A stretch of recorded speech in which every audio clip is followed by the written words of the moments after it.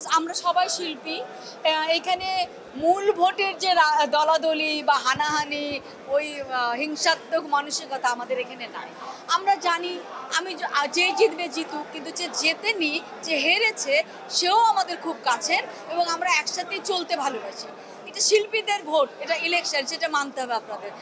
এটা শৈল্পিক একটা পরিবেশ এবং শৈল্পিক একটা মানসিকতা আছে সকলের। সেই জন্যই আমি মনে করি যে ইলেকশনটা খুব আনন্দের উৎসব আমাদের। ডেফিনেটলি কিছু সংকট আছে।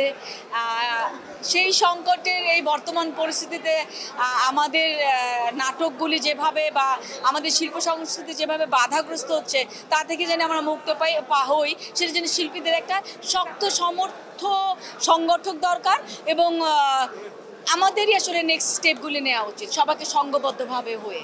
এক্স্যাক্টলি, আমি প্রথমেই আপনাকে বলেছি এটা শিল্পীদের ইলেকশন। আপনাদেরকে মানতে হবে যে আমরা সকলেই শিল্পী, সুতরাং মানসিকতা, মানবিকতা বা চিন্তাধারা সবকিছু আমাদের অন্য সকলের থেকে আলাদা, নিশ্চয়ই এই জন্যই আমরা শিল্পী।